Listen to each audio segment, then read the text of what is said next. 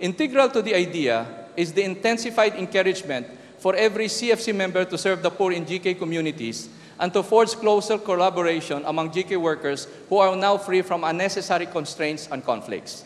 This will enhance evangelization and encourage CFC members serving in GK to be more faithful to their CFC covenant. Finally, if the spirit is right, and I have no doubt that it was in that room last night, the dualism that creates confusion and a sense of divided loyalty between two valuable missions that are integral to each other will vanish. This will give us the inspiration and the joy to be empowered in both service to God and neighbor. The spirit that I refer to is about solidarity and not separation, passion and not imposition, faith in action and not passive obedience. As we clear the air and nurture the spirit, I am excited by the impending reality that every member of the community that I love will finally receive the gift that they rightfully deserve. Number one, the joy of being CFC. Number two, the pride of being part of the community that grew GK out of faith. And number three, the honor of being Filipino with a viable development formula and a clear path to redemption, the GK way. Kalinga, bayanihan, padugo, walang iwanan, caring, sharing, heroic sacrifice, leaving no one behind. If we are faithful, there is clear certainty in my heart that we can build a peaceful and prosperous nation that truly honors God. This honor belongs to the best in CFC, the best among Catholics, and the best among Filipinos who genuinely care for our country and our people. The challenge for all of us now is how to remain in the right spirit. The structures, systems, and other operational details on the ground will naturally follow if the spirit from the top is right. I have no doubt that it is so now. This much I can say. I will honor the spirit. I will help others know Christ by walking the talk. I will always treasure CFC and my friends in the community, and I will encourage my children to continue our mission for God and country. I will be at the MCG this Sunday to express my solidarity and deep affection for our community and my availability to travel with the IC where I can be of help to our mission of evangelization, family renewal, and work with the poor. Please, do not exclude me. You can invite me to any CFC event. Do not think that I am less CFC. No, kasi I really miss the company of brothers and sisters who think that I am too busy or that my priority is no longer CFC. My priority is CFC because the work of GK is CFC. My trip to Sulu 2 weeks ago prepared me for last night. It deepened my faith and broadened my perspective. First, it taught me to trust the people I have been conditioned to mistrust by putting my life in the hands of Muslims at the heartland of rebel territory. When Mayor Muni Bistino called me brother, welcomed me in his home, and bestowed upon me and all GK workers the protection of all Tausugs in his town, it was a sacred moment that healed old wounds, tore down historical prejudices, and showed me the power of love over fear.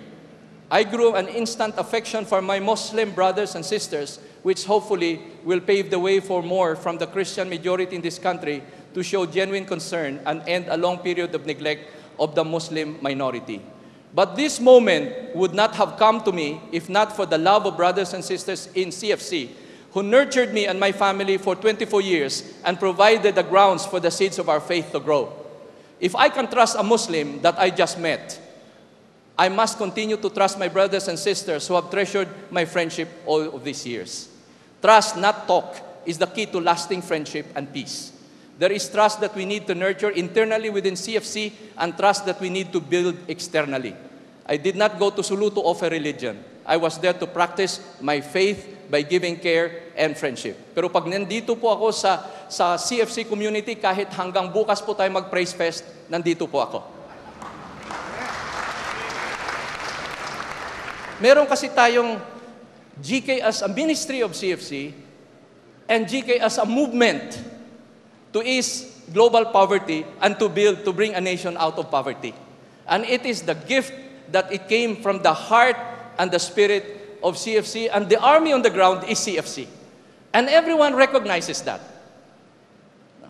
Pero it allows now us to go to Hindus in India, to go to the Muslims in the Middle East, simply because we are also a movement. no, that kailangan matanggal yung suspicion that we are there to bring religion. Second, I went to Sulu and Zamboanga for the Bayani Challenge and the Highway of Peace, trusting the leadership of the New Davids and the heroic support of our CFC communities in Mindanao. Honestly, I had no hand in the preparations, but I went there where I was told to go by young people who used to take directions from me.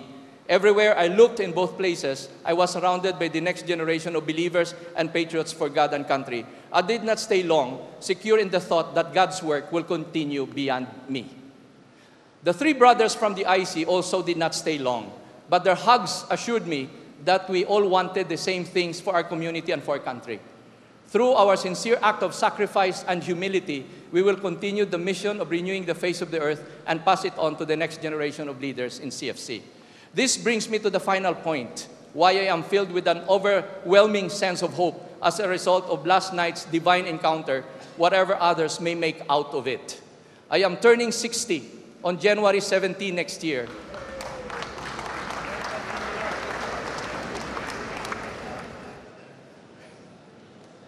And I feel the days getting shorter and climbing stairs getting harder. I want to celebrate an important milestone in my life, surrounded by friends who share my dream of a nation where there is justice and abundance for all, where our grandchildren can roam the streets at night without fear because no one is in need. I want to spend it in the company of brothers and sisters of my deepest affection in CFC and the GK communities in the country that we all love. End of letter.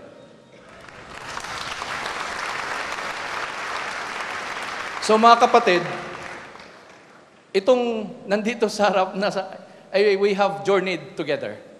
No, and because of what happened April 30, we'll continue to journey together till the end of our days.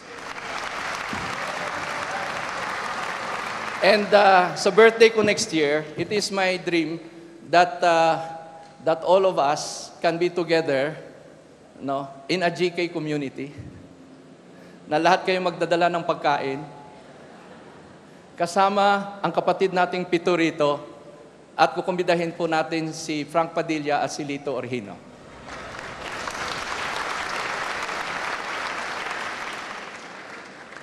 Are we ready now to really be one community?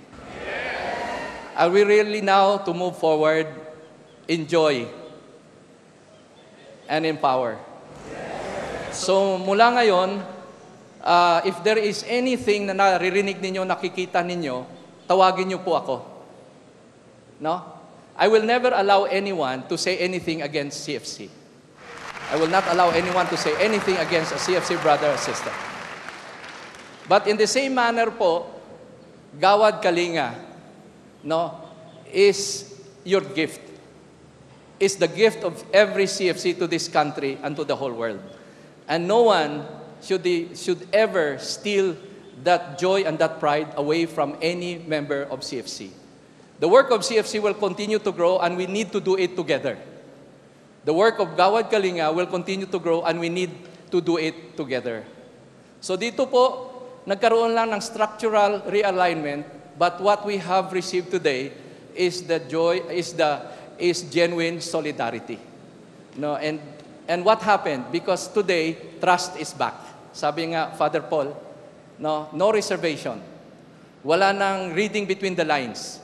Kung meron mang unclear, kausapin ang mga brothers natin dito, kausapin ako. No? Are you also brothers? Tama ba itong spirit? Baka ako lang nagsasalita rito. Tama ba ito? I have no doubt that it is so. So, mga kapatid, will move forward in Christ. I expect to see more and more of you in GK sites. And sana mas marami pa mga PDs ang ma-assign ng mga sectors. At when we celebrate the CFC anniversary, it will be the most joyful in June. No? And when we celebrate the GK Expo in October, it will be the biggest. Kasi lahat tayo kasama. And so from now on, yung mga taong hindi na nagte-text, hindi ko na nakikita mula ngayon, it is about time that we also start to really reach out to one another. So you will see more and more of me in the CFC Center, as I want to see you also visit us in either